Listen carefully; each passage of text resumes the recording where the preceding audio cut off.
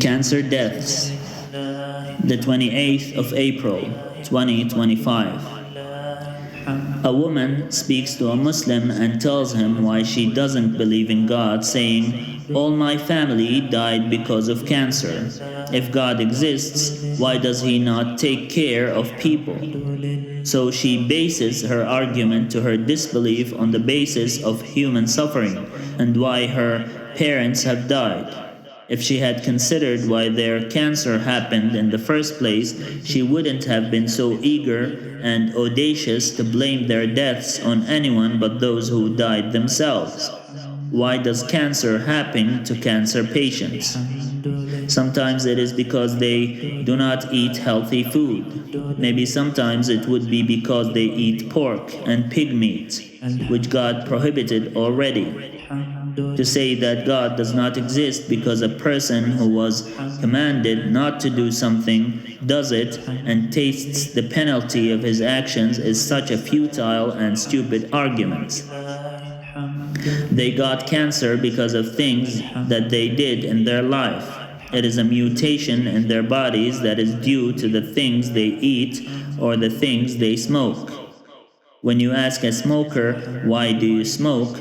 Do you not fear dying of cancer?" he answers, "Everyone will die of something in the end. If we are destined to get cancer, then we will die of cancer."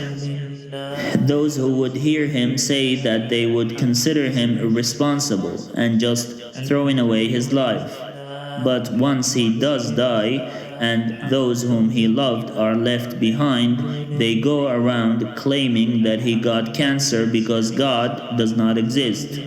What kind of irrational deduction is being used to reach such a conclusion? It is nothing but an excuse to fuel one's own argument to why they do not believe in something.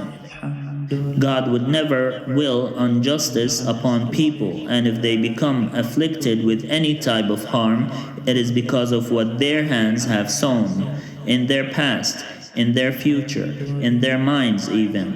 It is only because they continuously denied the facts and continuously pursued a world in which everything they do is meaningless and worthless.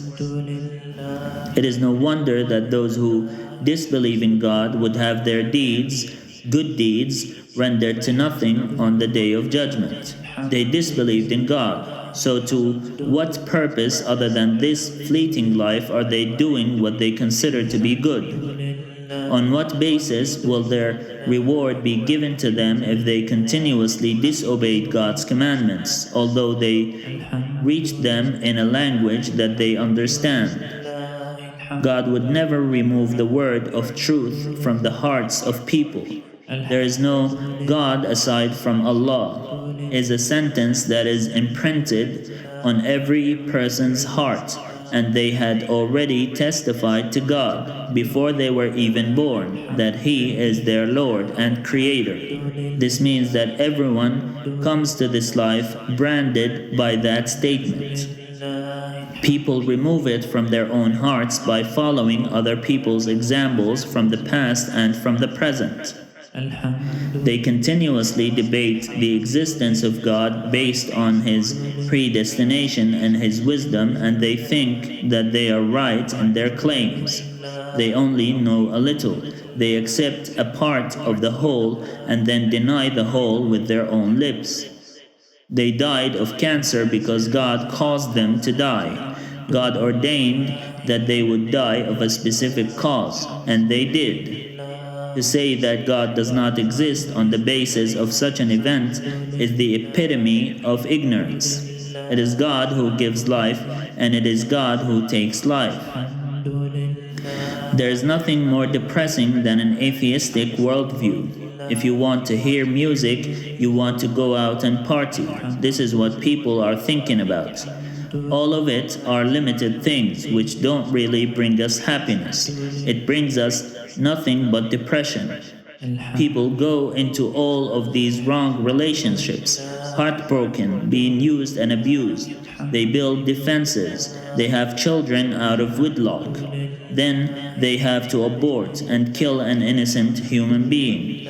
They drink, wake up in the morning, completely gone. They want to throw up in the bathroom, regretting what they did, right? These are temporary things. They are distractions, but none of them are good for us. Allah says in the Quran, do not think that those who are killed in the path of God, do not think that they are dead. They are alive with their Lord. They are happy and waiting for those who will come after them. They are waiting for those who come after them, meaning that they expect those who come after them to be believers as well, not disbelievers in God because their parents died of illness.